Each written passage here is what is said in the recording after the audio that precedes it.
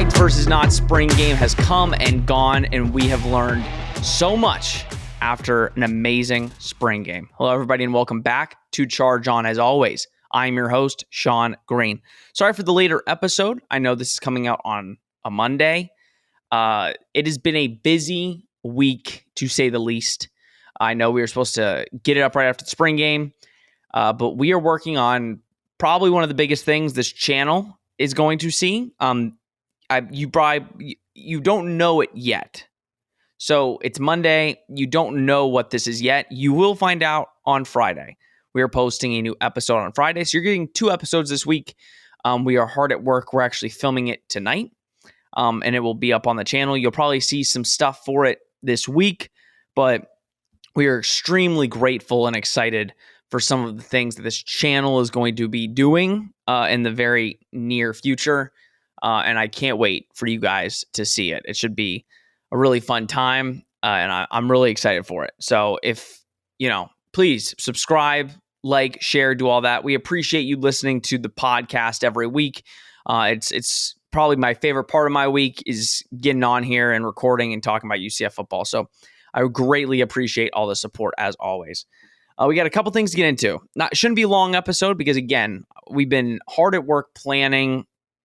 We'll get more into spring later this week. That's all I'm going to say on it. Later this week, we will talk a lot more spring ball. But I wanted to give my couple thoughts and also talk about Tavion Swint. But let's talk first about the actual game. I think this is the 3rd year in a row where UCF has really kind of made the spring game a national event.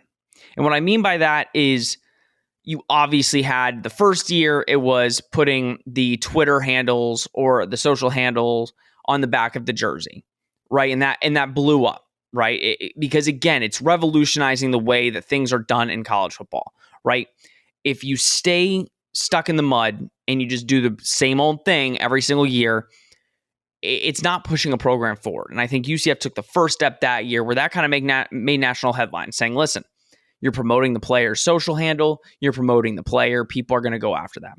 Last year, it was the barcode or the QR code, right? And that blew up nationally. This year, it wasn't just the Knights versus Nauts. I think that itself created a buzz nationally where people cover that and said, oh, that's a really cool idea.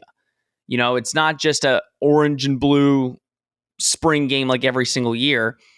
UCF is really taking strides to make it a fun event for the fans, make it something that the spring game should be. It should be a fun event where fans get to come out, see the team months early, where the team can really try some new things and make it all fun around event. So there was that element that I think was great, and we'll talk about it. But the national story coming out of this spring game was JRP. And we've been talking about it for weeks, right? How he's splitting his time between football and baseball. And I think he's gotten a lot of credit from fans. And some fans, obviously, we keep saying, right? You judge him on the field. You judge him how he plays on the field. But in that same coin and same token, we can say, listen, what he's doing this spring is so rare, right? Usually you don't see a starting quarterback play both sports in the spring, right? Like, if I recall, Kyler Murray played baseball in the spring, if I remember correctly. Now, I might be wrong on that, but usually the quarterbacks that are playing both, they take off of football to play baseball in the spring. So what JRP is doing is just remarkable, and I think all UCF fans, they've given him immense props and saying, listen, I think it's remarkable what you're doing. And it is. Seeing him in the baseball game, play the way he did, get on that golf cart, come to the spring game, show up a little bit late, and then go in and really perform well. I think that's a testament to who he is character-wise, who he is as a person, and what he represents for this university. In a very short amount of time, in just 1 year, JRP has become the face of UCF athletics for a bit. And I think you can only commend what he's done. Now, when we talk about spring game, you never want to get too high and you never want to get too low, right? Because it's that same thought process, right? When you're talking, for instance, the Florida spring game, right? That's the big talking point about how wasn't a lot of points scored. And it's the lowest spring game in Florida football history or something. Most people in that token say, oh my gosh, our defense is insane to hold the offense to that number of points. Our defense is great. And then you have that same thing, oh, the offense is terrible, right? But then if you flip it and the offense is amazing, then, oh, it's the defense sucks and the offense is great. So spring game, again, it is an early chance to see what the team's been working on. The team gets to try out some things. It's a fun event for the fans, but you cannot take what you see from the spring game too specifically. You cannot say, oh, I'm not liking this, or, listen, there's no question throwing the ball down the field. In the first 12 minutes, there wasn't a lot of it. It was a lot of kind of the same, if I'm being honest. And I'd love you guys to give your thoughts down below. It was a lot of the same, a lot of lateral, not a lot of pushing the ball down the field. And in that second quarter, it felt like there was a shift where the offense kind of got their footing. The tempo was working really well, and they started pushing the ball down the field. The two that obviously come to mind are JRP's pass to Kobe Hudson for the 70-yard touchdown and the pass to Javon Baker on the left side for a nice catch. So, I mean, those are the two that come to mind. Tommy, I thought, played pretty well. I really liked what I saw out of him. There was a couple instances where he gets in the pocket, and you could definitely tell, he is on the shorter side, so he has to kind of find ways to get and look over the D lineman, and I think he did extremely well there. I thought the running backs played great for what they were given. I mean, there wasn't a lot of running the football, but obviously everybody's talking about DeMarcus Bowman. And a comment was made by Gus that I think UCF fans need to really dissect, because DeMarcus Bowman is going to be a stud for us. Let's not get it twisted here. DeMarcus Bowman is going to get reps this year. I don't know how many. I think he has had significant problems with taking care of the football. The way Gus, because listen, I'm not just saying because he fumbled in the spring game, but when Gus was talking about it after, Gus, again, it's almost like something that we know. He's immensely talented. He's going to be an amazing player. We just need to figure out we got to clean up the mistakes when it comes to taking care of the football. I think that's probably why, if we're being honest, he's not RB2 right now. I think Johnny has kind of solidified himself right now as RB2 in the depth chart in spring. Now, I'm not saying, listen, I think DeMarcus Bowman, let's be all honest here. I mean, talent-wise, he's the best back on the roster if he lives up to the talent and the hype that, he's had. But it's basically going to come down to, can he clean up the mistakes and how quick can he rise? Because again, I think he's got the speed of Johnny. Obviously, he beat Johnny in the race, right? I think he's got the speed of Johnny, and I think he does have that brute force of an RJ Harvey in a way. Now, RJ Harvey put on some muscle. I mean, he looks huge. So I'm excited to see how RJ plays. But I think the offense played exactly what I wanted to see in the spring, and I'm looking forward to seeing what they're going to do in the fall. That's all you could say. I like them pushing the ball down more. I like giving the receivers a chance. And I liked the mix. I did like the mix of, listen, knowing when to throw the ball deep, knowing when to run the football, and not throwing it deep every play. Because that's not what fans were asking for, and it's not what's best for the team. It's saying, know when to take your deep shots and take them a little bit more often. Because there was barely any last year. So I like that out of the offense. Defense, I thought they started really well. They started really fast. It was amazing to see. Now, again, you don't know if it's more on the offense or defense. I think the defense in the first 12 minutes was giving the offensive line a couple fits. They were breaking down a lot of plays. They got a good amount of sacks. Caven Call looks legit, folks. I mean, Caven Call made a couple big plays there where you're looking at him and you're saying, all right, he's going to be a player. I mean, I liked that on the second team. You had John Walker, Caven Call. I think Brandon Marshall was on the second team. Jason DeClona played. You basically saw every freshman play, and I think there wasn't one that looked out of place. They all looked really good, but Caven Call really stuck out to me. Defensively, it's hard again. In these scrimmages, some of the times they might have called a sack that maybe, the quarterback could have got out of it. I think all in all, though, I really liked how the defense played. I really want to see a little bit more out of the corners. Obviously, that's a question mark going in. So I really want to see corner-wise how we're going to develop and what it's going to look like against, not just teammates, but, different competition. But all in all, I think it was a great spring game. I didn't know how I was going to feel about the competition aspect because I'm a football junkie. I listen, the competitions are usually fun, but I wanted to see more football. But I felt like a lot of plays got ran. I couldn't tell you a number, but I could tell you a lot of plays were run in that 24-minute stretch. The fact that it looks like, I know Ed Collins had a little bit of injury. He walked off on his own, but Gus, to my knowledge, he knew that there was basically no injuries, which is a positive coming out of spring.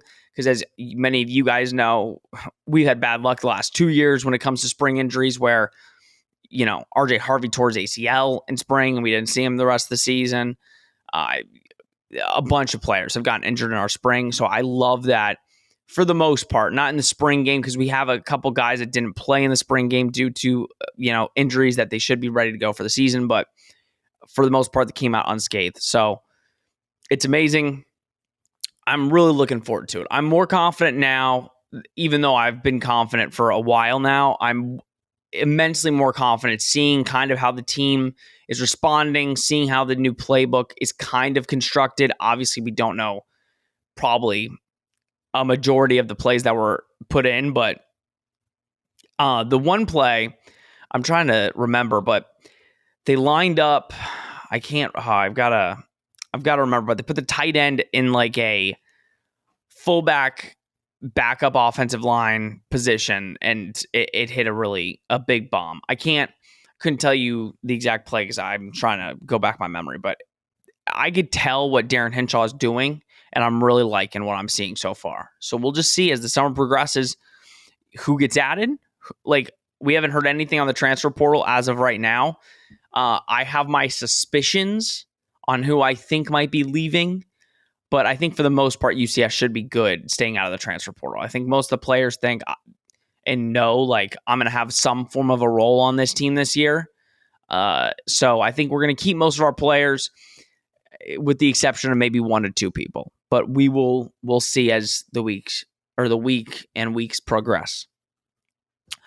All right, one more thing before I go. Tavion Swint. Wow.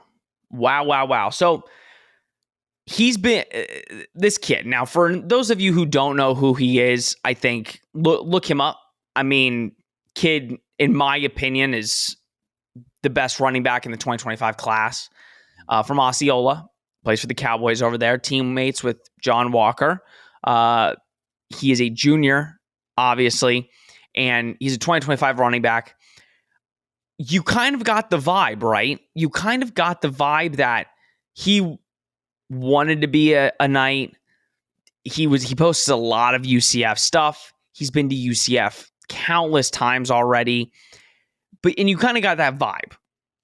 But in that same time, right, he dropped a final 8 or a top 8, I think last month. And he had all four Florida schools. So he had Florida, Florida State, Miami, and us. And he did an interview where he was talking about Miami, UCF, and Florida State. And he said that Florida State has been his favorite team, like, his entire life. So when I saw that interview, I'm like, oh, okay. So it's going to because listen, no offense, I think Miami has obviously a chance, but they've got a lot of problems, the NIL problems down there. And not just that, but they do get running backs. They get loaded at running back when it comes to the stars, not saying they produce, anything other than that, but they get stars. I was thinking, okay, it's going to basically, in my opinion, come down between us and Florida State. Hometown love, or not hometown love, but his favorite team, the team he roots for, or the team that is basically right next to his hometown hero, UCF. I'm shocked he committed this early. I'm shocked. It's the earliest commitment in UCF history. We've kind of seen that trend over the last couple years where you had Caven Call, who committed during Christmas a year prior. Then Sincere Edwards, who he's coming up in this 2024 class. He beat that by, committing a couple months prior. So he had the record. And now Tavion Swint has that record. Tavion Swint has committed basically a whole 18 months before early signing day in 2025 or 2024. It's remarkable. I mean, when it's all said and done, if he sticks with this commitment and he ends up becoming a Knight, I don't think it's any question that he will beat John Walker as the highest rated recruit in UCF history. I mean, as of right now, I think Rivals has him as the 8th best running back in the class, a top 100 recruit. He's going to be special. And I think it just shows you, and we keep talking about it when it comes to recruits. We always, when John Walker, committed, we said this program is going to be something special for recruits. They're in a Power 5 conference. These guys can stay home and play Power 5 football. You're already seeing it.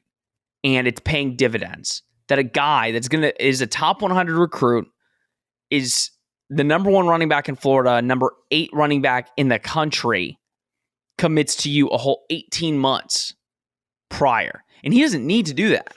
I mean, he's got many more official visits that he could take, and he's going to take, right? But he's making it well known when he goes on these visits. The bar is UCF. I'm going to UCF. So all these other schools, you need to prove to me that you guys are better than playing for my hometown team. And if I'm Florida State, I got a lot of work to do. Florida State's doing really good on the recruiting trail. I don't think they're stressing out. Florida State's been doing really well. But I think the fact that a guy like Swint, who's Florida State's been his favorite team, and he commits to UCF, I think that doesn't necessarily say anything about Florida State. I think it says a lot about UCF. I think it says a lot to recruits about UCF. There were a bunch of recruits at the spring game. And the fact that they get a recruitment from probably going to be the top player to ever sign at UCF, and it's 18 months away, is remarkable. So it is an amazing time to be a UCF Knight. There are so many great things on the horizon. I cannot wait to see what this recruiting class coming up is going to be. I mean, I think this next recruiting class, I think the bar just keeps getting raised. And I'm just waiting to see when it stops, because it keeps getting raised. Like, when was the last time? I know On3 just released their recruiting rankings for next year. UCF's 25th. We all know we've never seen UCF rank anywhere close to top 25 recruiting. I mean, we're lucky to hit in the 40s, and we think that's a top recruiting class. So the fact that we're getting some of that national recognition, and not just nationally, but the top players in classes are going to UCF, right? They're visiting, they're showing up, and that's the thing. That's all you can ask for, right? Listen, at the end of the day, if they don't commit, they don't commit.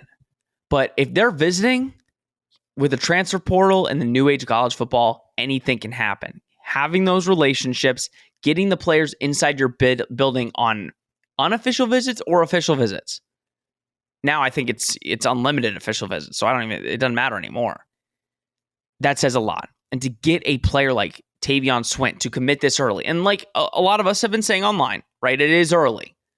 So hopefully UCF can keep him for the next 18 months and not have a team swoop in and offer $50,000 more for him to go play for him, right? But I think the fact that he's committed this early says a lot about the program and where it's at and where it is at in recruits' eyes. They're not viewing UCF as the little brother anymore. They're not. And people are going to go hard after this kid, like, especially now. They're like, oh, he's committed to UCF. We got to push hard. Because, the big three that used to say, UCF will never be in recruiting battles with us. And now they're noticing they're losing top recruiting battles to UCF. It's a big state. And UCF is smack dab in the middle of the state. And it's the best place to live out of any of the places, if we're being honest. So Amazing time to be at UCF. Guys, that's going to do it for this week. Short episode, or not this week, this episode. Short episode. We're going to talk a lot more spring game. If everything goes well, who knows, but you should be getting another episode of Charge On at the end of this week. But if not, something went horribly wrong, and I will never explain it, but hopefully it all goes well. That's all I'm going to say. I'm really excited, and I hope you are too. I hope you all enjoyed the spring game. Again, we will talk more about it hopefully the end of this week. And yeah, that's all I'm going to say on it. All right, guys. This has been Charge On. My name is Sean Green. I will hopefully see you on Friday. But if not, I will see you next week.